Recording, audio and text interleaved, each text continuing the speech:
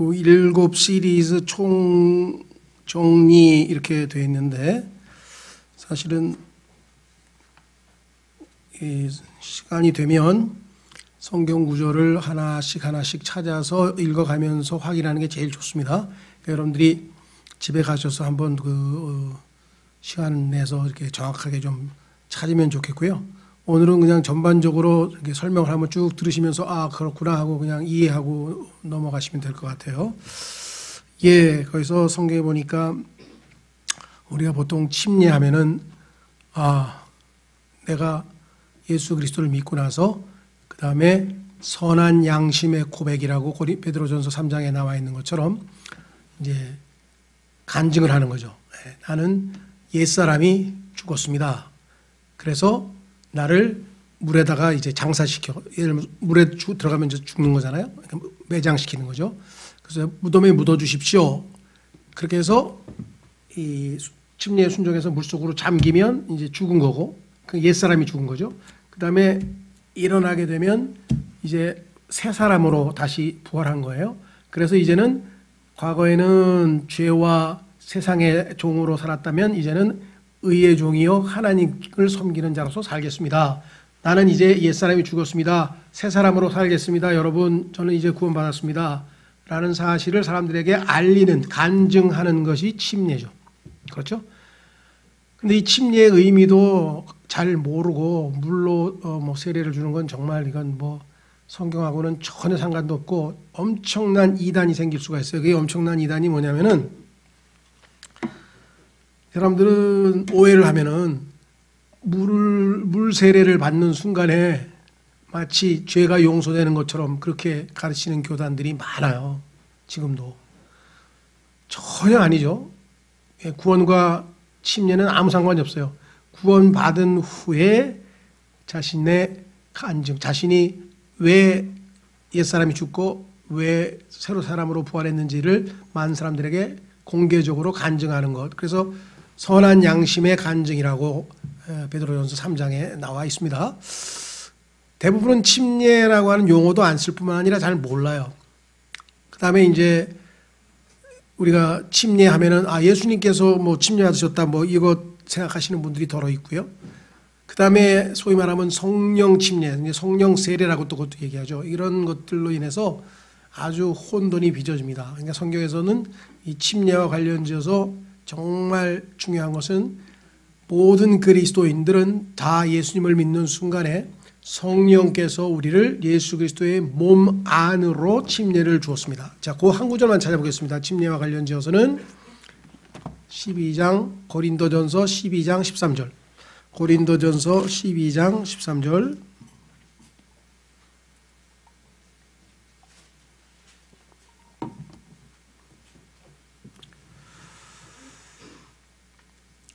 이게 성경에서 성령 침례와 관련지어서 우리에게 정의를 내려주는 부분입니다. 몸은 하나이며 12절부터 몸은 하나이며 많은 지체를 가지고 있고 그 한 몸의 모든 지체가 많아도 한 몸인 것 같이 그리스도도 그러하시니라. 우리가 유대인이나 이방인이나 매인자나 자유로운 자나 모두가, 자 중요합니다, 한 성령에 의해 침례를 받아, 이거는 물속에 들어간 게 아닙니다. 어디로 들어갔어요? 한 몸 안으로 들어왔으며, 물속으로 들어간 거는 우리가 나중에 구원받은 후에 간증하는 것이고, 이것은 예수님을 믿는 순간에 하나님께서 영적인 활동으로 보이지 않는 역사가 일어나는 것이고, 그렇죠? 어디로 들어갔어요? 한 몸 안으로, 예수 그리스도의 몸된 교회 안으로 들어갔어요. 우리가 한 몸 안으로 들어갔으며 모두가 마시게 돼요. 그리고 성령을 마심으로써 성령께서 우리 안에 내주하시게 된 것이요 항성령 안으로 들어왔느니라. 그러니까 성경에서 말씀하시는 이 침례라고 하는 것은 바로 성령께서 우리를 예수 그리스도의 몸 안으로 집어넣습니다. 자, 여기서 성경에 위대한 구원 교리가 나타납니다. 자, 여러분 잘 아시는 것처럼 로마서 5장에 보시면은 그리스도 안에, 우리가 아담 안에 있었었죠. 자, 이 땅에서 태어난 모든 인간은 다 아담 안에 있었죠. 아담의 후손이잖아요. 저는 100년 전에 우리 아버지 안에 있었고 150년 전에 우리 아버지는 우리 할아버지 안에 있었고 계속해서 올라가면 맨 끝에 가면은 아담 안에 모든 인간이 있었었죠. 그렇죠? 예. 자, 그런데 아담 안에서 죄가 연루되어서 이제 죄성을 물려받고 죄인의 운명을 타고 태어났는데 예수 그리스도를 믿는 순간에 성령께서 우리를 주님의 몸 안으로 침례를 집어넣어서 우리는 아담 안에서 벗어나서 이제 그리스도 안으로 들어왔어요. 그래서 우리 성경을 출간한 출판사 이름이 그리스도 예수 안에잖아요. 안에. 아담 안에 있던 자가 그리스도 안으로 옮겨지는 것을 우리가 구원이라고 한다. 그렇죠? 근데 그것은 침례에 의해서 가능했다. 그래서 성령 침례라고 합니다. 이게 우리에게 구원을 가져다 주는 침례, 성령 침례입니다. 자, 다시 교재로 가셔서 그런데도 불구하고 오늘날 이 세상에 많은 분들이 소위 말하면 오순절 교파를 포함해서 성령 세례 받았느냐? 성령 세례는 방언을 받거나 방언을 안 받으면 성령 세례를 못 받았다 그러고요. 그 다음에 무슨 뜨거운 불 같은 불이 임해가지고 막 디글디글 굴렀다든가 무슨 그런 아주 이 초자연적인 이상한 체험을 하지 않으면 성령 세례를 못 받았다. 구원을 받는 순간에 성령께서 우리 안에 내주하시고 우리를 예수 그리스도의 몸 안에 침례를 줘서 우리가 그리스도 안으로 들어갔다는 핵심 교리를 전혀 모르기 때문에 그런 이상한 소리들을 하는 것이에요. 성경에 따르면 우리가 예수를 믿고 성령 세례는 구원받을 때 성령 침례는 이루어지는 것이고 다만 구원받은 이후에 성령 충만함은 저절로 주어지는 건 아니고 우리가 기도를 통해서 하나님께서 우리를 성령으로 충만하게 채우셔서 우리를 통해서 성령의 열매를 맺게 하시고 하나님의 이 일을 사역을 하게 하시는 거죠. 그러니까 성령 충만은 모든 그리스도인이 다 받는 건 아니에요. 자기가 기도하고 갈망하고 간구하고 받는 것이지만 성령 침례를 안 받은 건 구원을 못 받은 거죠. 용어 혼동하시면 안 돼요. 자, 그래서 첫 번째 성경에 7종류의 침례가 나오는데 하나는 구름과 바닷속에서의 모세의 침례. 고린도전서에 보면은 너희가 다 모세에게로 침례를 받았다. 왜? 유대인들이 사실은 바닷속을 통과한 거죠. 홍해를 통해죠. 하나님께서 그 그거를 기둥으로 물기둥으로 만들어서 물이 위에 없었지만 사실은 물속으로 통과해서 들어간 거나 마찬가지죠. 그래서 그것을 모세에게로의 침례라고 성경에서 분명히 얘기를 했죠. 유대인들이 이 침례를 통해서 이제 어디에요? 세상으로부터 결별하고 광야로 하나님 계신 곳으로 이제 옮겨갔죠. 하나님을 경배하기 위해서. 두 번째, 이스라엘을 위한 유대인의 침례. 침례인 요한이 와서 이제 회개하고 너희들 메시아를 맞이할 준비를 하라 하면서 이스라엘에게 유대인의 침례인 요한의 침례가 있었던 사실 우리가 알죠. 회개를 준비시키는 거였죠. 세 번째는 부활 후 계속된 유대인의 침례. 자, 예수님께서 부활하셨어요. 근데 부활하신 후에 성경에 따르면 복음의 전파는 유대인에게 먼저, 그 다음에 헬라인에게, 두 번째는 그리스인들에게입니다. 자, 그래서 유대인들에게 먼저 복음을 항상 사도 바울도 회당에 가서 먼저 전했었죠. 그래서 유대인들이 이제 복음을 전파받는데 과도기가 있었어요. 그 과도기는 뭐냐?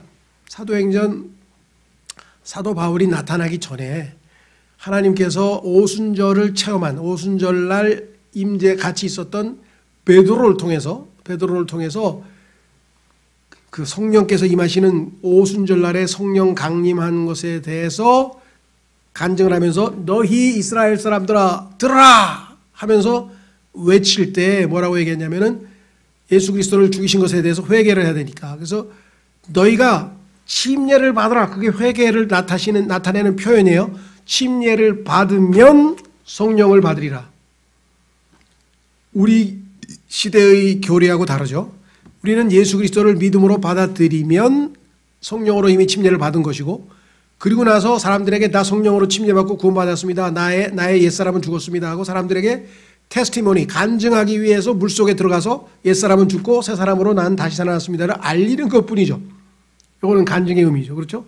근데 사도행전 2장 38절에서 했던 바로 그 유대인들의 침례는 뭐냐? 너희들이 예수 그리스도를 십자가에 못 박아 죽인 그 장본인들인데 너희의 회개를 침례로 입증해라. 그러면 성령께서 너희에게 임하실 것이다. 이것은 사도행전 2장에 있어서 단회적으로 지속되는 게 아니라 단회적으로 유대인들을 위한 특별 메시지였어요. 그 다음에 유대인들도 이제 사도 바울을 통해서 똑같이 복음을 통해서 예수님을 믿게 되는 거죠. 그러니까 이거를 가지고 신약교회의 교리인 줄 압니다. 제가 듣기로는 이 구절로 이 기쁜 소식 선교회 기소선 사람들도 침례 받으라고, 성령 받으려면은 이 구절을 가지고 하고, 아예 이 구절을 자신들의 교리로 내세우는 교단이 있어요. 그 그리스도의 교단이라는, 우리나라에도 있고 미국에도 상당히 큰 교단이 있습니다. 그리스도의 신학교도 있고요. 이 사람들, 이분들은 다 침례를 받아야 성령을 받는 줄 알아요. 완전한 이단이죠. 신학교회하고는 아무 상관이 없는 거죠. 대상이 또 누구예요? 이스라엘아 들으라. 이스라엘 대해서 지금 얘기하고 있다. 네 번째, 고난의 침례는 예수님께서 자신이 받아야 할 침례가 있다. 십자가에서의 고난의 침례를 예수님께서 말씀하신 게 바로 마태복음 20장이죠. 내가 받아야 할 침례가 있다. 그 다음에 지옥에서의 불침례. 자, 이것은 그 유명한 마태복음 3장. 이건 좀 찾아야 되겠네요. 이거는 오해를 하기 때문에. 마태복음 3장.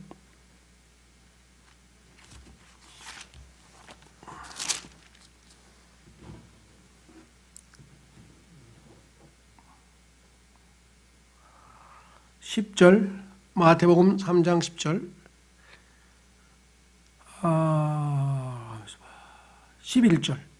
11절, 참으로 나는 회개에 이르도록 너희에게 물로 침례를 주거니와, 침례인 요한이 말하는 겁니다. 내 뒤에 오시는 분은 나보다 능력이 더 있으심에 나는 그분의 신발을 나를 자격도 없노라. 그분께서는 너희에게 성령님으로 침례를 주시고, 자, 이게 아까 우리가 구원받을 때 받은 성령 침례예요. 그렇죠? 성령님으로 침례를 주시고 불로 침례를 주시리니. 그런데 이거를 사람들이 성령 침례는 곧 불침례다 이렇게 해석을 하는 거예요. 두 개가 다른 거거든요. 하나는 구원받은 사람이 받는 성령 침례고, 하나는 구원 못 받은 사람이 지옥불에 들어가서 지옥불에 침례 풍덩 빠져가지고 잠기는 거예요. 그 두 가지를 말씀하고 있는데, 성령 침례는 불침례이기 때문에 불 받았냐 불 체험했냐 이렇게 가는 거예요. 그런데 얼마나 어리석냐면 바로 그 밑에 예수님이 불이 뭔지를 설명했어요. 13절에 써있죠.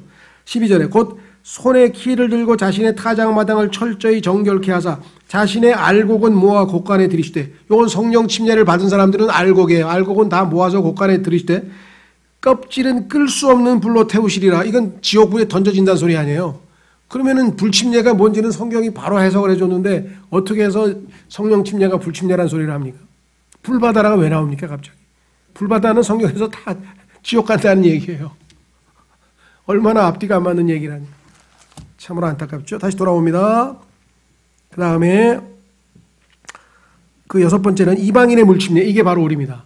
우리 이방인들이죠. 구원받기 전에. 구원받고 나서는 교회가 됐고요. 구원받기 전에는 우리가 이방인이었는데 예수 그리스도를 믿고 구원받으면 어떻게 됩니까? 성령께서 우리를 침례를 주시는, 아까 성령 침례는 구원받을 때 영적으로 일어난 일이고, 그 다음에 이제 물침례를 받기 위해서 우리가 물속에 들어가서 침례를 간증하잖아요. 그렇죠? 그게 바로 여기 나와 있는 마태복음과 베드로전서에서 얘기하고 있는 침례. 우리가 받은 침례. 여기 다 우리 수련회 가서 매년 그 침례식 하던 그 침례. 그 다음에 성령 침례는 예수 믿는 그 순간에 성령께서 우리 안에 들어와셔서 침례를 주신 거라고 말씀을 했죠. 자, 두 번째는 부활도 성경에 7개가 있습니다. 첫 번째, 예수님의 부활. 이건 뭐 우리가 역사적 사실로서 우리가 충분히 알았고, 그것이 의미하는 바를 로마서 복음서를 통해서 7가지를 우리가 살펴봤었죠. 두 번째는 구약 성도의 부활. 자, 성경에 따르면 예수 그리스도께서 부활하신 후에 구약에서 구원받은 사람들, 구약 시대에 구원받은 사람들의 성도들이 부활해서 나타났다고 거기에 보면은 두 번째 구절에 마태복음 27장 52절에서 57절로 써 있죠. 요 구절에 보면은 예수님이 부활하신 후에 구약 성도들이 무덤에서 일어나서 그 부활했다는 사실을 사람들에게 많은 사람들이 나타나서 보였다라고 성경에 기록되어 있죠. 그렇죠? 예. 자, 왜 그러냐? 구약에 구원받은 사람들은 성경에 따르면 죄 씻음을 받았어요. 죄 사함을 받았어요. 짐승의 피를 바쳤으니까. 용서는 받았는데 그게 예수 그리스도의 하나님의 피, 거룩하신 하나님의 피가 아니다 보니까 죄를 씻어내지는 못해서, 제거는 못했어. 그래서 그들은 깨끗하게 되지 못했기 때문에, 그들의 혼이 정결되게 되지 못했기 때문에 임시 거처인 아브라함의 품, 그걸 우리 낙원이라고 그랬죠. 임시 거처인 아브라함의 품이라고 하는 낙원에 가서 지하에 있는 곳에 가서 대기하고 있었어요. 그 다음에 예수 그리스도께서 죽으시고 부활하셔서 이제 그들의 죄값도 다 청산돼서 혼이 정결케 됐을 때 이들이 마귀로부터 더 강한 자이신 예수님께서 이들을 다 강탈하셔서 빼앗으셔서 포로로 사로잡아서 셋째 하늘에 계신 하나님께로 데리고 올라갔고, 거기가 성경에서 고린도 후서에 보니까 이제는 낙원이 되었다. 낙원의 위치가 바뀐 거죠. 지하에 있던 낙원이 위로 올라간 거죠. 자, 그 얘기가 바로 여기 나와 있는 고린도 어디입니까? 전서 15장 23절에 이제 구약 성도의 부활이고요. 그다음에 에베소서 4장에 나와 있습니다. 에베소 4장에 보면은 예수님께서 사로잡힌 자들을 다 데리고 하늘로 올라가셨다. 높은 곳으로 올라가셨다. 그러니까 기억나세요? 자, 예수님께서 변화산에서 모세와 엘리야와 예수님과 셋이서 대화를 합니다.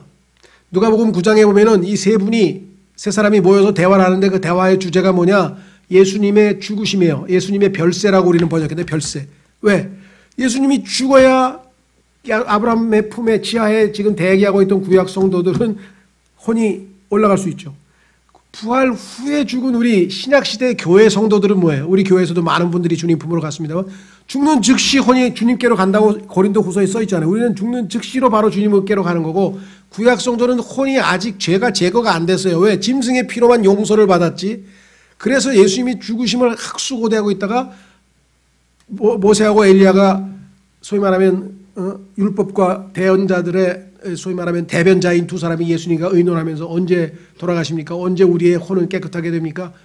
그래서 결국은 예수님은 성취하셨고 이들은 올라가게 됐죠. 그래서 이것을 구약 성도의 부활이라고 합니다. 구약 성도의 부활. 예. 그래서 이것은 성경에서 첫 번째 부활에 해당하는 게 구약 성도의 부활, 신약 성도의 부활, 환란 성도의 부활, 이 세 가지를 합쳐서 성경의 계시록에서 첫째 부활이라는데, 첫째 부활. 좋은 부활이죠. 나쁜 부활 말고, 백보자 심판에서 심판받기 위해서 부활하는 나쁜 부활 말고 좋은 부활이죠. 자, 세 번째는 신약 성도의 부활, 우리죠. 우리 모든 그리스도인들이 예수님께서 부활하신 그 부활의 영을 우리 안에 가지고 있기 때문에 주님 오실 때에, 자, 두 종류의 부활이 있습니다. 하나는 뭐냐? 이미 돌아가신 분들, 이미 죽으신 분들은 부활이라는 용어를 쓰고, 만약에 내가 살아있는 순간에 예수님이 오셨을 때에는 우리는 그걸 휴거라고 하는, 왜? 죽은 게 아니니까 부활이란 말을 쓰지 않고, 그러니까 두 가지가 같은 거죠. 왜냐하면 살아있거나 죽어있거나의 차이죠. 그 다음에 네 번째는 믿는 자의 영적 부활. 이것은 뭐냐? 그 유명한 죄와 허물로 죽었던 우리를 그리스도께서 살리셨다. 우리가 죽어있던, 영이 죽어있던 영이 예수님을 믿는 순간 성령께서 우리 안에 들어오셔서 우리의 죽은 영을 살리셨다. 그래서 이것을 영적 부활이라고 해요. 왜냐하면 몸이 부활한 건 아니지. 이것은 아담의 후손으로 죄와 허물로 죽었던, 영이 죽었죠. 영적으로 죽었던 우리를 성령께서 들어오셔서 살리셔서 이제 영이 살아났기 때문에 영이신 하나님과 교제할 수 있게 된 것을 의미한 것이죠. 자, 그래서 이것을 믿는 자의 영적 부활이라 이렇게 얘기했습니다. 다섯 번째는 이스라엘의 민족적 부활. 이것은 뭐냐? 이스라엘 민족은 하나님께서 한 아들로, 맏아들이라 그랬어요. firstborn. 출애굽기 4장에 보면은 하나님께서는 이스라엘 민족을 집합적으로, 이게 중요합니다. 하나님은 이스라엘 백성들을 대할 때는 collectively, 집합적으로 대하시고, 우리 이방인들은 individually, 개개인 하나하나를 대해서 우리는 하나님의 아들들이라고 복수로 되어 있어요. 왜? 한 사람이 아니면 수십억이잖아. 이제 구원받은 사람은 수십억이니까 하나님의 아들들이죠. 유대인은 하나님의 아들 딱 하나예요. 왜? 집합적으로, 민족으로 하나예요. 물론 이 유대인도 이제 이 신약 시대에는 individually, 개인적으로 예수님을 믿으면 구원을 받아요. 그러나 민족적으로는 지금 하나님으로부터 버림받아서, 여러분 아시다시피 그 디아스포라, 전 세계로 지금 티토에 의해서 예루살렘이 함락당하고 예수 그리스도를 왕이신 예수님을 거부하고 우리에게는 시저밖에는 왕이 없나이다 하면서 예수님을 죽인 거기에 책임을 져야 된다면 우리와 우리 후손이 지겠다고 선언해버렸잖아요. 그래서 결국은 전 세계로 흩어져서 지금도 박격포 터지고 지금 이스라엘 아직도 지금 여러 가지 고난 중에 있는데 그런 상황에 놓여 있잖아요. 그렇죠. 예. 이 이스라엘이 민족 전체가 회개하고 민족 전체가 다 구원받는 게 하나님의 계획 속에 있었단 말이죠. 그래서 로마서 11장에, 로마서 9장, 10장, 11장에 보면은 이스라엘의 과거 9장, 이스라엘의 미래 10장, 현재 10장, 이스라엘의 미래 11장에 걸쳐서 하나님께서 이스라엘 유대인에 대해서 우리 여기서 한참 공부했죠. 그 공부한 내용이 그대로 나옵니다. 자, 이스라엘의 민족적 부활에 대해서는 특히 에스겔서 37장에 뼈에 숨을 불어넣어서 뼈가 살아나서 이스라엘 민족이 부활할 것. 지금 이스라엘 어떻습니까? 뭐 팔레스타인하고는 문제는 지금 작은 거고요. 팔레스타인 뒤에는 누가 있습니까? 거의 몇 억의 아랍 세계가 지금 이집트로서부터 시작해서 쫙 이란까지 해서 지금 이스라엘을 둘러싸고 있잖아요. 이들이 몇 억의 인구가 1000만도 안 되는 이스라엘을 공격했는데도 하나님께서는 독립전쟁 때도 이기게 하시고 6.1전쟁 때도 이기게 하시고 또 70몇 년 또 3번인가 4번의 전쟁에서 다 이겼잖아요. 그건 초자연적으로 하나님께서 이스라엘 백성을 지키시는 그것 때문에 그런 거죠. 그래서 궁극적으로 나중에 이제 이스라엘은 완전히 예수 그리스도를 왕으로 모셔드리게 되죠. 그래서 민족이 부활하는 거예요. 민족이. 지금은 세계에서 아주 뭐랄까 몇째 아주 좀 이렇게 하급의 약소국이지만 예수님 오시면은 세계 최강국으로 꼬리가 아니고 머리가 될 거라고 성경에 약속이 되어 있죠. 왜? 예수님이 직접 다스리는 국가니까 천년왕국 때. 그 다음에 6번째 환란 성도의 부활. 자, 이 환란 성도의 부활은 사람들이 잘 모르기 때문에 문제가 발생했어요. 여기 계신 분들 중에서 아마 형제회라고 하는 교회에 대해서 들어보신 적이 있는지 모르겠는데 형제회. 영국에서 이름이 누군가 그 유명한 기억이 안 나네. 하여간 그 영국에서 이 형제회가 시작이 돼가지고 굉장히 건전한 운동으로 시작이 돼서 상당히 그 복음도 잘 전하고 했던 그 조지 뮬러도 거기 소속이고요. 예. 그런데 이 건전하고 아주 좋은 교단이 둘로 쪼개지는 그 불행을 겪는 역사가 있었어요. 그것은 뭐냐면 다비구나. 아까 넬슨 다비. 넬슨 다비라고 하는 지도자에 의해서 세워졌는데 넬슨 다비는 교회가 환란 전에 즉 야곱의 고난 환란 전에 휴거되고 그 다음에 환란이 있다 이렇게 가르쳤어요.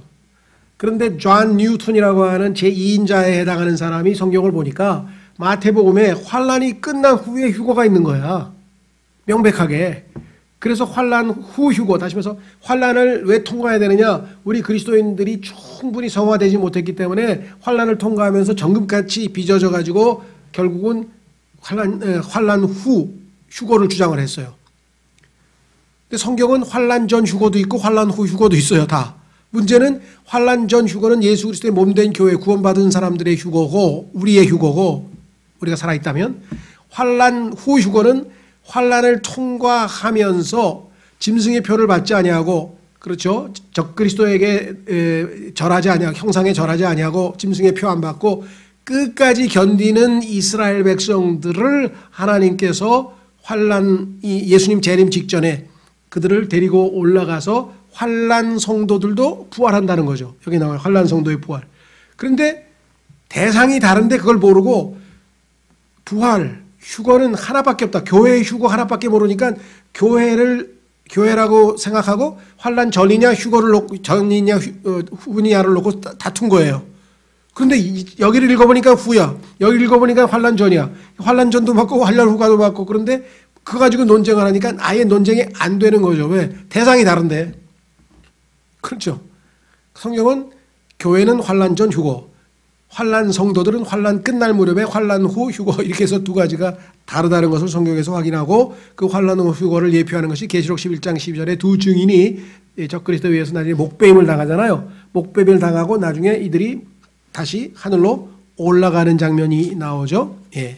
그래서 성경에 보면은 놀랍게도 이리로 올라오라라고 하는 표현이 딱 3번 나와요. 잠언에 한 번 나오는 것은 구약 성도의 부활. 아까 예수님이 데리고 올라가셨다 그랬잖아요. 그렇죠? 그 다음에 이리로 올라오라. 사도 요한이 계시록 4장에서 교회 시대가 끝나고 막 계시록 4장 환란이 6장에서 시작되기 전에 하늘로 올라가죠. 환란 전에. 환란 전 우리잖아요. 교회 시대의 성도들의 휴거. 이리로 올라오라. 근데 왜 계시록 11장에서 이리로 올라오라. 누구? 환란을 통과한 사람들 중에서 짐승의 표를 받지 아니하고 형상에 절하지 아니하고 끝까지 잘 견딘 사람들을 하나님께서 데려가시는 세 번째. 그래서 정확하게 딱 이리로 올라오라는 표현이 성경이 3번밖에 안 나와요. 얼마나 정확합니까? 하나님께서. 세 종류의 휴거, 부활, 이것을 첫째 부활이라고 하고, 첫째 부활을 얻은 자들은 복되다 하면서 계시록 20장에서 하나님께서 선포했잖아요. 구약에서 구원받은 사람, 신약시대에 구원받은 사람, 환란시대에 구원받은 사람, 구원받은 사람들은 복되다 이거예요. 첫째 부활을 경험했으니까. 그렇죠? 세 번째, 일곱 신비. 자, 그다음에 마지막 7번째는 둘째 부활이라고 그랬는데, 둘째 부활은 첫째 부활에 대비해서 만들어낸 용어예요. 성경에는 첫째 부활이라는 용어는 나오는데 둘째 부활이라는 용어는 안 나와. 그래서 제가 이렇게 지워서 고치고 죽은 자들의 부활이야. 그러면 앞에 있는 세 가지는 뭐냐? 이거는 죽은 자들로부터의 부활이야. 죽은 자들은 아직 땅에 붙여 있는데 죽은 자들 남겨두고 부활한 것을 죽은 자들로부터 from the dead. 죽은 자들이 다 올라오는 거야. 왜? 백보자 심판 받아서 지옥불로 이제 불못으로 던져지기 위해서. 그러니까 죽은 자들의 부활이야. 이 두 가지가 다르죠. 그래서 여기 나와 있는 부활은 나쁜 부활이야. 이게 정죄의 부활이야. 그래서 요한복음에서 생명의 부활이 아니고 이거는 정죄의 부활이란 말이죠. 이해가 되시겠죠? 세 번째, 일곱 신비. 고린도전서 4장에 보시면요. 한번 보세요. 고린도전서 4장에 보면 하나님께서 이 땅에서 사역, 말씀의 사역을 하는 사람들은 하나님의 신비들을 잘 간직하고 가르쳐야 된다. 근데 하나님의 신비들을 여러분들이 여기 나와 있는 건 이미 다 아시겠지만 혹시라도 주변에 일반 교회 다니는 분들은 뭔 소리를 하는지를 몰라요. 하나님의 신비를 가르치는 게 제일 중요하다 그랬는데, 자, 고린도전서 4장 보세요. 1절. 사람이 마땅히 우리를 그리스도의 사역자요 하나님의 신비들을 맡은 청지기로 여길지어다. 또한 청지기들에게 요구되는 것은 신실한 사람으로 드러나는 것이니라. 하나님의 신비들을 맡겼어. 하나님께서 이거를 가르치고 선포하라고. 그런데 이거는 안 가르치고 이상한 것만 가르치면 곤란한 얘기죠. 그렇죠? 자, 그러면 우리는 일곱 신비를 한번 확인을 해 보려고 합니다. 이 신비들은 처음에는 다 신비스럽게 가려 있었죠? 근데 성령님께서 어떻게 됐어요? 열어 보여주셨죠. 기억나세요? 예수님께서 구약에 있는 말씀들을, 자기에 관한 말씀들을 열어 보여주니까 엠마오로 가던 성도들이 마음이 막 타올라서 뜨거워가지고 기뻐가지고 진리를 깨닫고 막, 기억나시죠? 원래 신비였어요. 다 덮여있던 거야. 그런데 성령께서 오셔서 우리를 쫙 해서 열어 보여주셨어. 조명. 첫 번째, 성육신은 뭐라고 해야 되냐? 정말 이거는 논쟁의 여지가 없는 신비라 그래서 논쟁할 필요가 없다. 이거는 명백한 사실이야 이거죠. 그렇죠? 성육신. 하나님께서 인간이 되어 오셨다. 그런데 하나님이라고 하는 단어를 킹제임스 성경을 제외한 모든 성서들에서 빼버렸다 그랬죠.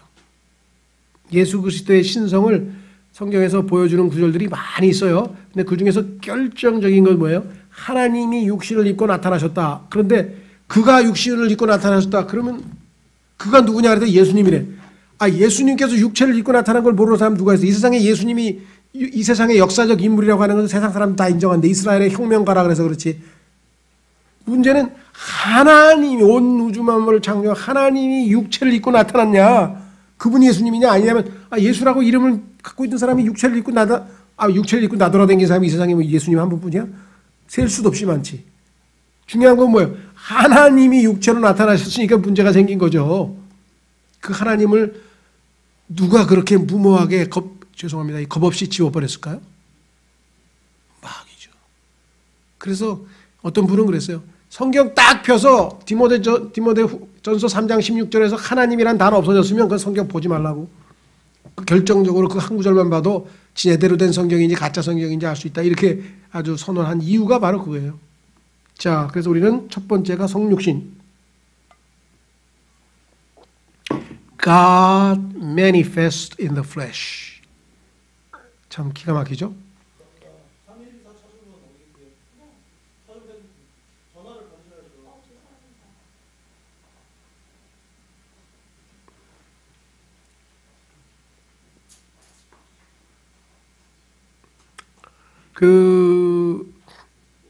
뭐라고 지금 말씀드렸냐면은, 성육신, 즉 하나님께서 인간의 몸을 입고 이 땅에 오셨다. 신비 중에 신비죠, 그렇죠? 만유보다 크신 분이 어떻게 그런 성경에서 이것과 관련지어서 한 가지 짚고 넘어갈 것은요. 자, 킹제임스 성경만이 정확한 성경이다. 이걸 어디서 알 수 있는가? 저 누가복음 1장으로 한번 가보십시오. 누가복음 1장으로 가면 킹제임스 성경에서만 정확하게 성육신의 의미를 우리에게 알려줍니다.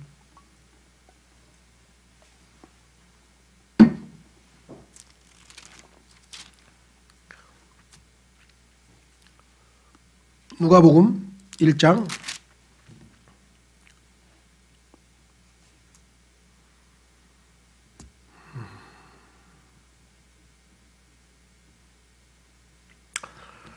35절, 누가복음 1장 35절. 천사가 그녀에게 대답하여 이르되, 수태고지 얘기하는 거죠. 성령님께서 내게 임하시고 가장 높으신 이의 권능이 너를 덮으시리니 그런즉 또한 내게서 태어날 그 거룩한 것은 하나님의 아들이라 불리라.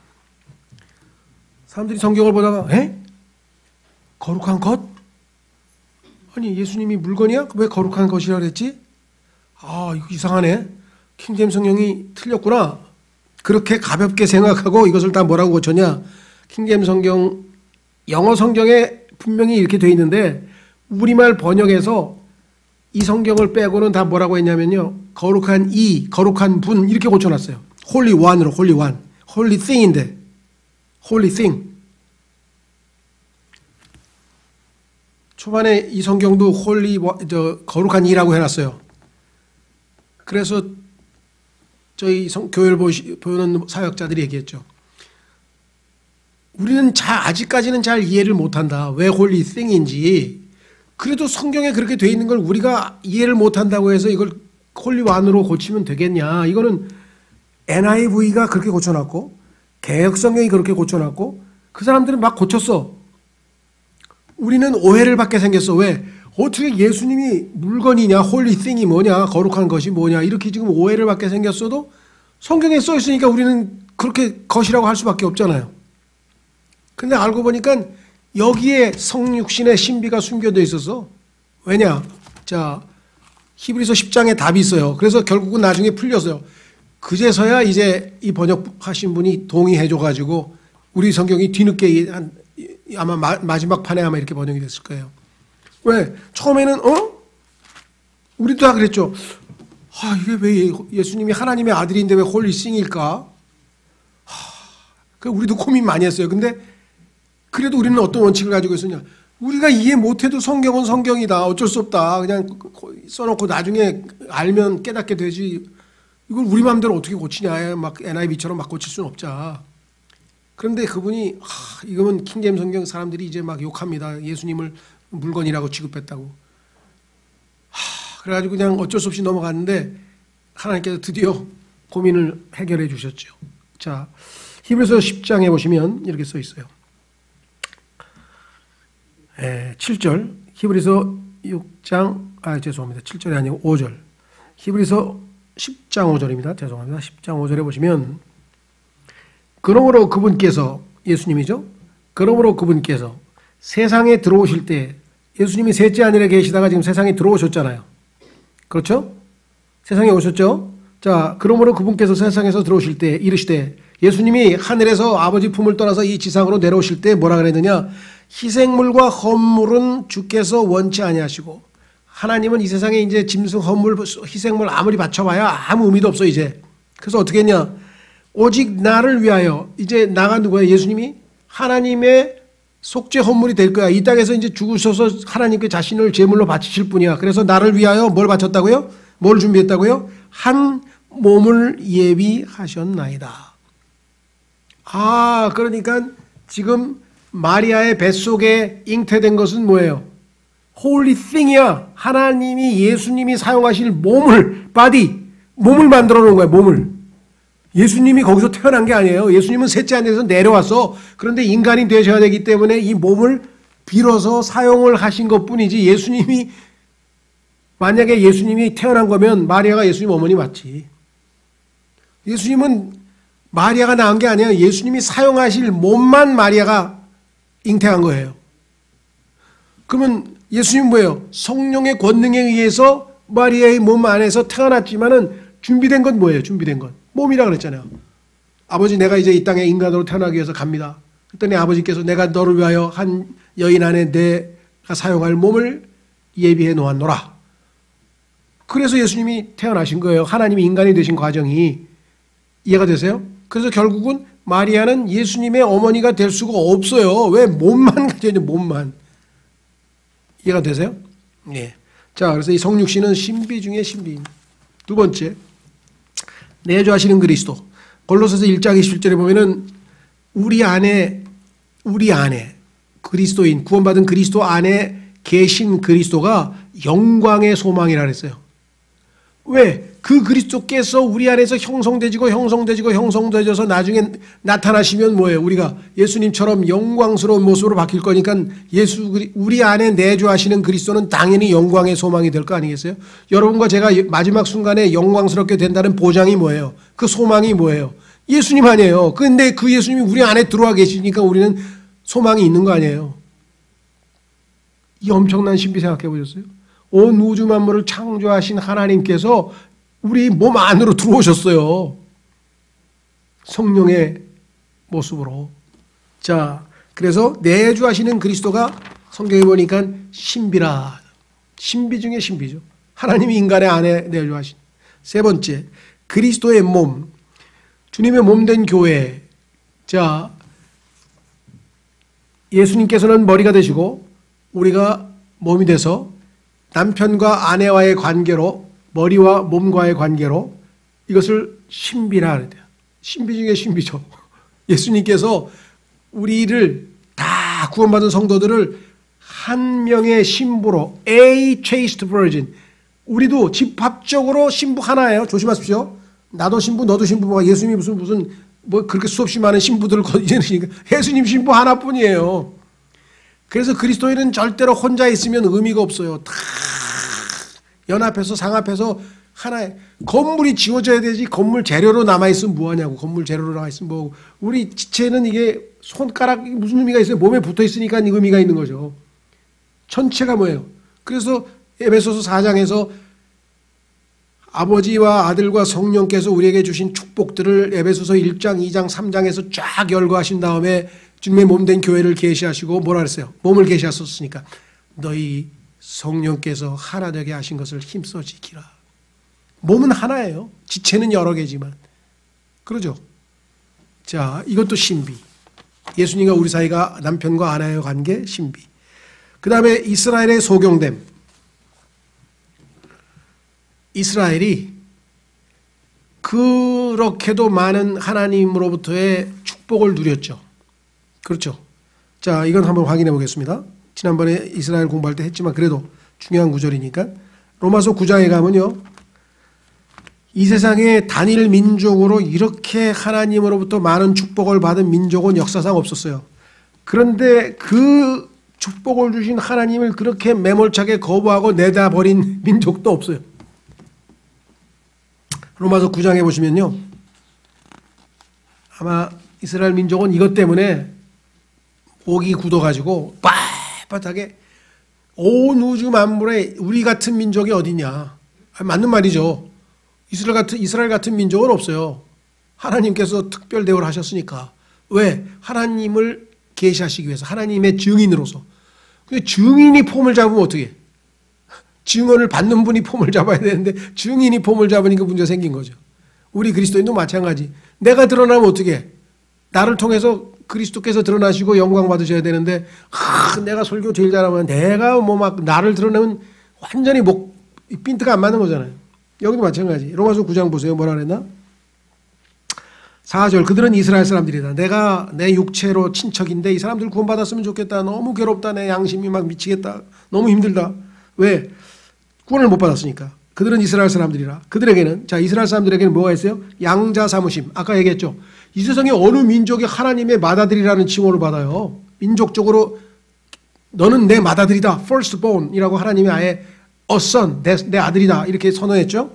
두 번째, 민족이 영광, 구름 기둥, 불 기둥, 항상 하나님의 영광이, 그 다음에 신의 산에서 영광. 나중에 이 영광이 떠나버려서 이 갑옷 하고 또 떠나버린 적도 있었지만 타락해가지고 그 나중에 에스겔서 매우 다시 돌아오죠. 영광이 예수님 재림하실 때 다시 영광이 돌아오는데 영광 그 다음에 뭐예요? 언약. 자 모세와의 언약 그 다음에 다윗과의 언약 아브라함과의 언약 뭐 언약 하나님과 계약을 체결한 민족이에요. 그 다음에 율법. 이 세상의 문명 국가의 모든 법 체계는 이 613가지의 유대인 율법에 기초합니다. 모든 법의 근간이 다 여기서 나와요. 자, 헌법, 기본 원칙, 십계명. 그 다음에 뭐예요? 상법, 형법, 민법, 위생법. 모든 법이 613가지로 간결하게 요약이 돼가지고 기본 원칙이 딱 나와 있습니다. 그 하나님이 직접 법을 제정해 주신 민족 봤어요? 우리나라는 뭐예요? 그냥 야당 여당 지지고 볶고 싸우고 막 그냥 생난리를 쳐가지고 나중에 법이 나왔는데 막 걸레법이야 막 그냥 막 이렇게 쪼개고 막 나중에 보면 지킬 수도 없는 이상한 법을 만들어. 왜? 자기들 이익을 자꾸 집어내야 되니까. 이리 빼고 저리 빼고 나중에 보면 이게 뭐 법으로서의 역할을 제대로 못하니까 또 고치고 그 다음에 법을 또 고치고 뭐 처벌하려고 하니까 지난번 법을 고칠 때 뭘 빼버렸어. 그래가지고 또 처벌도 못하고 막 이런 이상한 일들이 벌어지죠. 그런데 하나님은 율법을 주셨어요. 613가지. 그 다음에 하나님을 섬김. 야, 성전에서 그 엄청난 의식, 이스라엘 백성이 하나님 앞에 짐승을 바치면서 그냥 경배하는 그 엄청난 섬김, 봉사, 하나님을 직접 섬기는 봉사, 약속들, 이스라엘 백성들을 끝까지 나중에까지 책임지시겠다는 그 약속들. 그 다음에 뭐예요? 조상들, 아브라함, 조상, 그죠? 야곱, 다윗, 모세, 솔로몬, 막 그냥, 야, 뭐 아주 쟁쟁한 조상들이 있어요. 그 다음에 육체에 관한 한, 더더군다나 육신을 입고 하나님이 이 땅에 인간으로 올 때 유대인으로 오셨어. 그래서 구원은 유대인에게서 난다고 성경에 선언했어. 그만큼 그보다 더 명예스러운 민족이 있나요? 그게 바로 유대인이죠. 자, 그런데 이 이스라엘 사람들이 그 자기들의 메시아를 못 알아보고 거부하고 내번졌어요. 그래서 소경이 돼도 영적 소경. 거기서 하나님께서는 매몰차게 이들을 영적인 소경으로 내버려 두셨어요. 왜? 회개하고 정결케 되기 전에는 다시 그렇죠. 나중에 이제 돌아오겠죠. 그래서 지금 현재 교회 시대에 이스라엘이 영적인 소경이 된 게 성경에서 하나님의 신비라 그래요. 그렇게 하나님을 잘 아는 민족이 하나님을 거부하는 기가 막힌 일이 벌어졌으니까 신비죠. 그 다음에 불법의 신비, 이 멸망의 아들 적그리스도. 이건 성경에 나오죠. 예, 아주 예수님인 척, 자기가 하나님인 척 해가지고 사람들을 속이는 불법의 신비에 대한 얘기. 그 다음에 큰 음녀 바빌론. 창세기에서 바벨론 제국을 창설했죠. 님롯이. 그리고 나서 그것이 종교 제도로 변모가 돼서 전 세계의 모든 하나님을 대적하는 종교의 원산지가 된 거예요.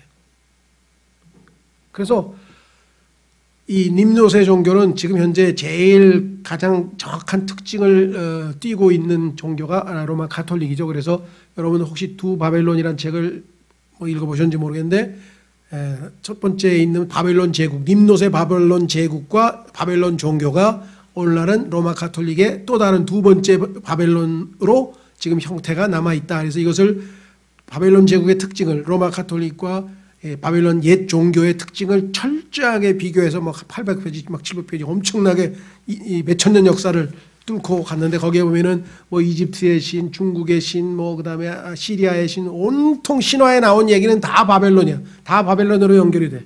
근데 그게 오늘날 교황 제도와 정확하게 일치하고 있다는 것을 보여주는 압권이죠. 알렉산더 히슬롭이라고 하는 분이 그 목사가 영국이 개신교로 돌아섰다가 다시 카톨릭으로 회귀하고 있는 것을 보고 하나님 앞에 그냥 자신의 인생을 다 바쳐서 카톨릭은 옛 바빌론입니다 라는 것을 알리기 위해서 인생을 바쳐서 쓴 책인데 동양 그 일반 사람들이 읽기는 좀 어려워요. 왜냐하면 막 수없이 많은 신화의 인물들이 등장하기 때문에 인류 역사의 고대 역사를 전부 다 뒤져가지고 그것들을 정확하게 찾아서 왜 바벨론이 이렇게 나중에 큰 음녀가 됐는지 그 역사를 추적하다 보니까 쉬운 책은 아니죠. 그렇죠? 예. 어쨌거나 그 다음에 휴거 또 다른 신비. 우리의 몸이 순식간에 영광스러운 몸으로 변화되는데 그를 미리 예수님이 보여주신 게 어디예요? 변화산이잖아요. 변형산에 딱 올라갔는데 예수님의 몸이 막 햇빛보다 더 밝은 빛으로 샥 순간적으로 바뀌어가지고 그냥 거의 베드로가 기절해버렸죠. 그죠? 예. 우리도 그렇게 영광스러워 바뀐다. 이 썩을 몸이 썩지 아니할 몸으로, 이 죽을 몸이 죽지 아니할 몸으로, 이 바일 천한 몸이라고 빌립보서 3장이죠. 천한 몸이 영광스러운 몸으로, 이 죽을 몸이 죽지 아니할 몸으로, 썩을 몸이 썩지 아니할 몸으로 영광스럽게 변화되는 휴거, 주님을 공중에서 만나는 그 휴거. 초림하셨을 때 첫 번째는 어떻게 했습니까? 비밀리에 목자들하고 만났죠. 그 다음에 공개적으로 이제 현자들이 와서 만났죠. 재림 때도 마찬가지. 비밀리에 자신의 구원받은 자녀들을 데리러 오셔서 공중 재림하시고, 나중에 공개적으로 만천하에 자신이 왕이심을 선포하고 재림하시고, 그래서 초림 때나 재림 때 있었던 일들도 다 비교해 보면은 정확하게 매치가 돼요. 하나님의 그 아주 철저한 계획들이 다 있죠. 그 다음에 마지막으로 심판, 7 심판. 우리 보통 심판하면 많은 사람들이 미켈란젤로 이 이태리 사람이죠. 근데 이 단어의 의미는 뭐냐면 미켈이란 말은 성경의 마이클이에요. 마이클은 우리는 뭐라고 합니까? 미가엘이라고 번역됐나요, 여기? 미가엘. 예, 그러니까 이제 발음을 그렇게 했는데 영어로는 이게 마이클이에요. 마이클 잭슨 할 때 마이클. 그죠? 원래 마틴 루터 킹이라고 하는 미국의 그 인권운동가라고 하는 사람이 원래는 이름이 마이클이었어. 마이클 루터 킹이었는데 자기가 좀 유명해지니까 야, 내가 마틴 루터보다 좀 더 유명한 거 아니야? 그래서 마틴 루터 이름을 마이클을 빼고 마틴 루터라고 붙였어. 그래서 다른 사람들이 다 마틴 루터 킹으로 알아요. 근데 사실은 이게 미국의 실정법을 위반한 거야. 미국에서는 그 이름을 못 고쳐요. 근데 흑인에다가 하도 유명하니까 그 이름 못 붙이면 또 막 박해한다고 이상한 소리 할까봐 할 수 없이 그냥 내버려 둔 거야. 사실 이거 실정법 위반이야. 법적으로는 안 돼. 마이클 루터 킹이야. 근데 이 마이클이라고 하는 것 성경에 보니까 천사장의 이름이야. 한 명밖에 없어요. 유대인들의 수호 천사죠. 그래서 다니엘서에 보면은 유대인의 수호 천사로 등장하죠. 예. 그래서 마이클. 그 다음에 미가엘. 예르면. 그 다음에 루시엘 없어요. 루시엘이라고 사람들이 루시엘이 루시퍼가 됐다는데 그건 지어낸 얘기예요. 루시퍼는 천사장이 아니에요. 엘이 붙어가 아니야. 루시퍼예요, 원래부터. 그죠? 그런 또 이상한 전설 같은 거 만들어가지고 사람들을 혹사시키죠. 자, 미혹시키죠. 그래서 우리는 지금 그 심판으로 들어와서 이제 한번 확인을 해 보도록 하겠습니다. 첫 번째, 갈보리에서 이루어진 죄와 죄들에 대한 심판. 그러니까 아까 전에 내가 미켈란젤로 얘기하려다 말았구나. 그 미켈란젤로라고 하는 사람이 바로 그 이름을 거기다 붙였는데 비성경적으로 붙였어. 그죠? 마이클, 그러니까 미켈 안젤로, 그러니까 그 천사 마이클이라고. 우리는 미가엘 천사, 그게 이름인데 뭐 성경에서는 이 그 구체적으로 뭐 천사장 이런 이름 붙이는 건 없는데 그냥 이름을 천사라고 붙였죠. 그래서 이름을 붙였는데 그 사람이 만든 작품 중에 최후의 심판이라고 하는 그 유명한 작품 있잖아요. 그게 성경에서 얘기하는 큰 흰 왕좌 심판, 옛날로 하면 백보자 심판이죠. 자, 그건 하나만 아는 사람들이 있어요. 심판 그러면 백보자 심판. 세상에 있는 사람들은 어디서 그 하나님이 마지막 최후의 심판이 있대. 무슨 우리나라에 죽고 나서 뭐 어디 가서 심판받는다는 영화가 있었던 것 같은데. 그 이름이 뭐죠? 한국 영화인데 막 이렇게 죽어가지고, 신과 함께. 신과 함께 같은 심판만 사람들이 생각하는 것 같아요. 예, 그것도 뭐 심판은 그래도 생각을 했다니까 다행인데 중요한 거는 성경에 나와 있는 심판이 진짜 심판이. 자, 첫 번째는 뭐냐?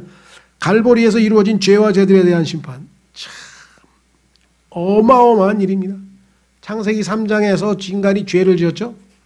그 죄가 이 세상에 아담을 통해서 들어왔다고. 이 세상에는 죄가 없었어요. 왜? 이 세상 바깥에만 죄가 있었지. 누구? 마귀. 그렇죠. 창세기 1장 1절과 1장 2절 사이에 마귀가 죄를 지어서 범죄를 했잖아요. 근데 그 마귀가 이브를 유혹을 해가지고 아담과 이브를 죄를 짓게 만들었죠. 그 순간에 죄가 이 세상에 처음으로 들어왔다라고 로마서 5장 12절에 써있죠. 그럼 죄가 그전에는 없었냐? 있었지 당연히. 사망이 없었냐? 그전에 있었지 이미. 창세기 1장 1절과 2절에 심판이 있었죠. 엄청난 심판이 있었죠. 자, 그래서 인간 이 세상에서는 죄가 이제 처음으로 들어왔어요. 그 죄로 말미암아 죄삭은 사망이죠.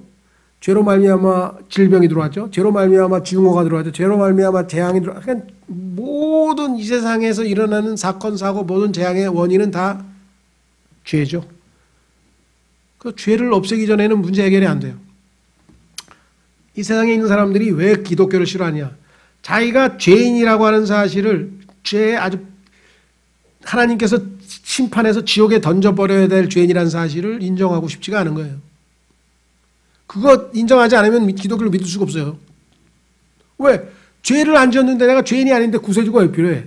구원이 왜 필요해? 죄가 죄인이니까 그렇죠. 그러다 보니까 가장 사람들에게 어필하는, 지식인들에게 어필하는 종교는 뭐냐? 그것은 바로 불교입니다. 불교는 모든 이 세상의 악의 근원을 고통이라고 생각해요. 고통. 그럼 고통을 어떻게 없애냐? 그러니까 집착을 안 하면 된다는 거예요. 그래서 팔정도를 만들고 뭐라고 하는데, 고통은 성경에서는 악의 원인이 아니에요. 악의 결과예요. 결과. 다시 말하면 죄, 뭐 표현이 비유가 적절한지 모르겠습니다만, 내 자꾸만 여드름이 생기는 거야. 그 약을 발랐어. 없어졌어. 또 나와서 약을 발랐어. 없어졌어. 여드름은 이거 없애봐야 다시 생기잖아요. 왜? 안에서 뭔 문제가 생겼잖아요. 호르몬 문제가 생겼든지 뭐가 생겼잖아요. 이게 고통이라고 하면은 안에서 문제가 생긴 게 죄예요. 그러니까 예수님은 고통의 원인인 죄를 제거하러 오셨잖아요. Behold, 보라, 세상 죄를 제거하는 하나님의 어린 양이로다. This, 그죠? 보라, Behold the Lamb of God, which taketh away the sin of the world. 세상의 죄를 제거하시는 하나님의 어린 양을 보라. 죄를 제거해야 모든 문제가 생기는데 그게 바로 갈보리 십자가에서 이루어졌어요. 그 의미를 안다가면 이 세상의 모든 악의 원인을, 그 죄를 십자가에서 예수 그리스도께서 제거하신 거예요. 그래서 예수님의 이름이 하나님, 세상 죄를 제거하시는 하나님의 어린 양이에요. 이름이. 죄를 제거하시는. 짐승의 피들을 바치면 짐승의 피들은 죄를 용서하는 근거는 되지만 죄를 제거하지 못한다고 히브리서 10장에 써 있잖아요. 그래서 구약 성도들은 죄가 제거 안 됐기 때문에 지금 지옥, 파라다이스에서 대기 상태에 있었잖아요. 근데 예수님이 죽으시고 죄가 됐으니까 올라갔잖아요. 모든 원인은 죄예요, 죄. 자, 그래서 그 죄와 죄들에 대한 심판이 바로 갈보리 십자가에서 이루어졌습니다. 이것이 우리가 선포해야 될 메시지죠. 죄와 죄들은 심판받았습니다. 여러분, 이제 더 이상 죄의 노예가 되지 마십시오. 두 번째는 믿는 자의 자신에 대한 심판. 우리는 예수님을 믿었습니다. 그 믿는 순간 우리는 예수님과 연합해서 하나가 됐습니다. 그래서 예수님께서 십자가에서 죽으신 것처럼 우리도 그리스도와 함께 십자가에 못 박혔다고 갈라디아서에서 말했습니다. 우리는 이미 죄와 죄들에 대한 심판을 예수님과 함께 받아버린 거예요. 그러니까 일사부재리의 원칙에 의해서 우리는 이미 벌써 죄값을 다 치렀기 때문에 하나님께서 더 이상 나에 대해서 죄를 물을 게 단 하나도 없는 거야. 예수님께서 아주 하나도 안 남기고 싹 다 해결했기 때문에. 이해가 되세요? 법적으로 이거는 어떻게 할 수가 없는 거예요. 지금부터 내가 뺀질뺀질해서 참으로 순종도 안 하고 막 하나님 섬기지도 않고 막 하나님 이름도 욕되게 하고 뭐 이스라엘 백성처럼 하나님의 막 이름도 막 신성모독하는 막 그런 못된 막 형편없는 짓을 하더라도 하나님께서 나를 지옥에 버릴 수는 없어요. 보상하지 아니하고 창피를 줄 수는 있어요. 봐라, 이런 사람인데도 나는 구원했는데 내가 얼마나 자비로운지 알겠느냐 하고 아주 샘플로 그렇게 할 수는 있죠. 망신을 당할 수는 있지만 지옥에 보낼 수는 없는 거야. 그거는 십자가에서 이미 해결하셨고, 예수 그리스도를 믿은 사람은. 안 믿은 사람이 이제 달라지겠죠. 자, 그래서 믿는 자는 어떻게 되느냐? 죄에 대해서는 심판을 받았는데 이제 두 번째는 뭐냐? 이 땅에서 죄를 안 지을 수 있는데도 불구하고 내가 불순종하거나 유혹에, 미혹에, 시험에 빠져서 죄를 지었다. 그럴 때는 어떻게 해야 되느냐? 자백을 해서 내 죄를 내가 스스로 심판해야 돼요. 그걸 안 하면 하나님과 나 사이에 죄가 가운데 껴서 교제가 끊겨버려. 구원은 안 없어지지만 교제가 끊겨서 하나님의 자녀로서의 제대로 된 삶을 살아갈 수가 없어요. 여기 나와 있죠. 그래서 자백하고 용서받는 게 요한일서 1장 8, 9절에 나와 있고, 그거를 안 한 사람들은 하나님께서 병들게 하거나 약하게 하거나 죽었다. 그래서 고린도전서에 보니까 그런 하나님으로부터 그런 심판을 받은 하나님의 자녀들이 있었어요. 더 오래 살 수도 있었는데 하나님께서 데려가신 케이스가 있죠. 세 번째는 사탄과 그의 천사들에 대한 심판. 이 심판은요, 두 가지입니다. 십자가에서 예수님께서 이미 사탄을 심판하셨다라고 나와 있어요. 근데 문제는 어디에 있습니까? 불못으로 정해졌죠. 소위 말하면 법적인 표현을 쓰자면 언도는 내려졌어. 언도. 형량은 결정됐어. 재판은 끝났어. 근데 아직 집행이 안 돼서 집행이 언제 되느냐? 천년왕국 끝날 때 되는 거예요. 천년왕국 끝날 때. 무슨 말 아시겠어요? 집행이 안 됐다니까, 집행. 그래서 사람들은 사탄이 이미 심판 받았는데 왜 그리스도인들을 괴롭히고 우는 사자처럼 돌아다니니까, 그걸 오해를 하고 있어요, 지금. 특히 이 은사주의 사람들은 예수님이 십자가에서 마귀를 다 멸하셨다, 심판했다. 그렇기 때문에 우리는 절대로 마귀가 어떻게 하지 못한다. 그게 마귀의 속임수예요. 성경에 보니까 우는 사자처럼 삼킬자를 찾으러 다니고 있고요, 여전히. 주님이 오실 때 그의 머리를 발로 밟아서 멸하시리라. 미래 시제로 돼 있어요. 그 얘기는 뭐냐면 집행이 그때까지 아직 안 이루어진 거죠. 그러니까 심판은 이미 끝나서 안 바뀌어요. 이거는 영원히 멸망에 처해지는데, 그가 마지막까지 최후의 발악을 해서 심지어는 환란 때 하늘에서 지상에 내려와가지고 이 땅에 있는 유대인들을 어마어마하게, 이방인들을 적그리스도를 도와서 핍박을 하잖아요. 마귀의 삼위일체가 그냥 힘을 합쳐가지고 얼마나 많이 유대인들을 괴롭힙니까? 환란 때. 그렇죠. 자, 그래서 오해하시면 안 되고요. 심판은 끝났지만 집행은 아직 안 끝났고요. 그 다음에 천사들에 대한 심판은 고린도전서 6장 3절에 나오는데, 이 천사들이 구약에서 누구였습니까? 하나님의 아들들이었죠. 구약에서는 하나님의 아들들이 다 천사들이었어요. 창세기 6장도 그렇고 계속해서 욥기 38장에도 그렇고. 그러면 이 타락한 하나님의 아들들을 유일하신 독생자이신 하나님의 아들이 심판하실까요? 속된 말로 급이 안 맞아, 급이. 예수님이 그렇게 아주 시시한 놈들을 상대를 할 수가 없어. 그래서 뭐예요? 우리들에게 맡긴 거야. 이해가 되세요? 우리 그리스도인들이 신약에서 거듭나서 하나님의 아들들이 되었어. 예수님을 믿고. 요한복음 1장 12, 13절에서. 그렇죠? 그래서 우리들에게 맡겼다고. 너희는 지금 나중에 천사들도 심판할 자들인데, 교회 안에서 형제자매들끼리 재판에 가다가 막 고소하고 막 무슨 소송 걸고 야, 너 정말 창피하지도 않냐 하고 성경에 써 있어요. 차라리 손해를 당하고 그냥 그게 더 낫지 않겠냐. 차라리 손해 당하는 게 낫지 않겠냐라고 성경에 써 있잖아요. 하나님께 맡겨버려야지. 그걸 가지고 어떻게 세상 재판소에 가서 재판하고 판단을 하고 있냐 이렇겠죠. 그 다음에 이스라엘의 심판. 이것은 마지막 순간에 이스라엘이 회개하기 위해서 하나님께서 징계, 매를 때리는데, 그때가 뭐냐면 야곱의 고난이라고 예레미야 30장 7절에 써 있죠. 그래서 우리가 7년 대환란이라고 하는 용어는 만들어낸 용어고요. 대환란이라는 용어는 나와요. 근데 7년이란 말은 안 나와요. 그러니까 7년이 야곱의 고난의 기간이면 맞는데, 대환란이라고 하는 것은 그 중간 3년 반 이후를 얘기해요. 예수님께서 그리스도가 자기가 하나님이라고 이 성전의 거룩한 곳에 앉아서 자기가 신노릇을 하는 순간부터 어마어마한 핍박이 있기 때문에 그 3년 후 3년 반을 대환란이라고 그러고, 7년 전체를 칠 때는 야곱의 고난이라고 성경에 용어가 나와 있는데, 일반적으로 사람들은 그냥 7년 대환란이라는 말을 쓰는데 조금 부주의하게 사용하는 거죠. 자, 그 다음에 그래서 이제 이스라엘이 단련이 돼서 예수님을 영접할 준비를 하겠죠. 그 다음에 그리스도의 심판석. 이것은 뭐냐? 우리가 예수 그리스도를 섬기는 이 땅에 있는 그리스도인들이 주님을 위해서 한 일들에 대해서 평가를 받는 거예요. 자, 근데 그 중에서도 성경에 보니까 로마서 3장의 문맥을 보면 그 일이 뭐냐? 그러면 형제 자매들을 어떻게 대했느냐? 내가 형제 자매들을 용납하고 돌보고 형제 자매들하고 싸웠느냐, 다퉜느냐, 미워했느냐, 시기했느냐, 질투했느냐? 그리스도인 형제 자매들과의 관계에서 내가 하나님 보시기에 덕을 세웠느냐 아니면 못 세웠느냐, 그것에 따라서 성경에 보니까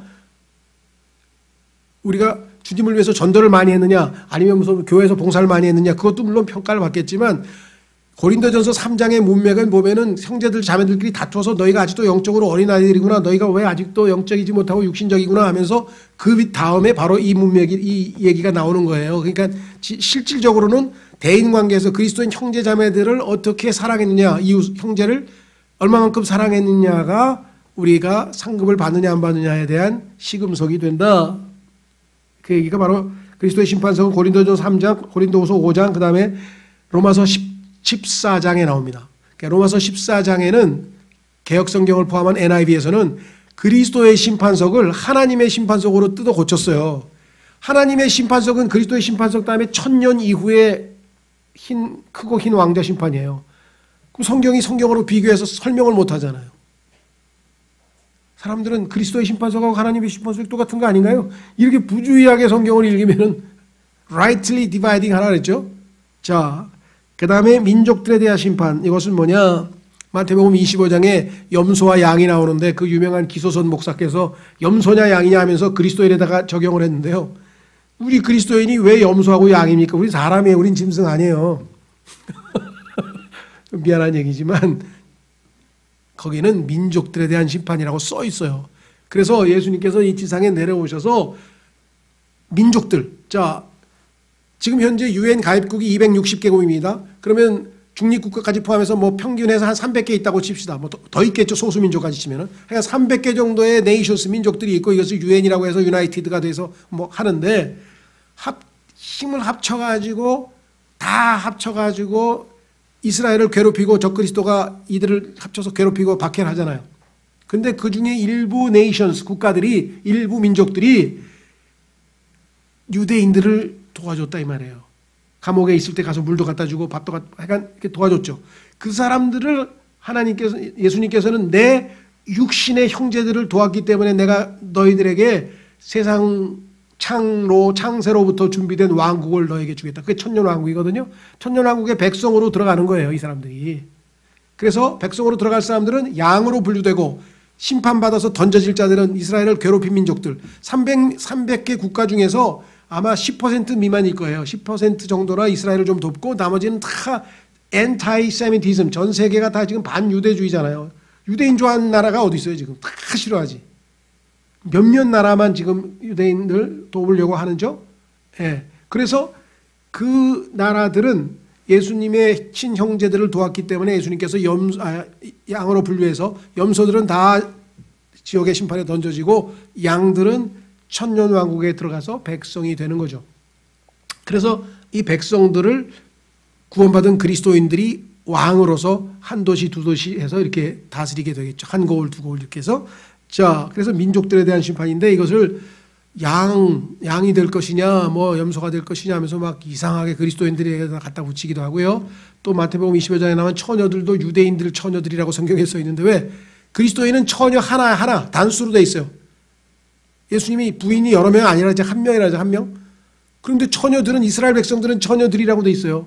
계시록에서 14만 4천 명의 동정녀들이라고 동정들이라 그러죠. 그러니까 성경에서 단수복수 하나도 잘못 읽으면 완전히 교리가 잘못되는 거죠.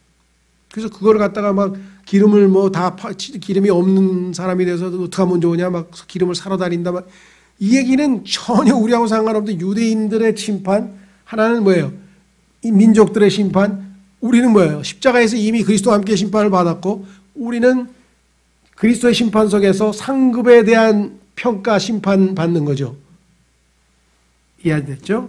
자, 맨 마지막 최후의 심판이라고 했던 바로 그 백보자 심판은 요걸 아까 맨 두 번째 보면은 둘째 부활할 때 7부활 중에서 맨 마지막에 죽은 자들의 부활이라고 제가 고쳤잖아요.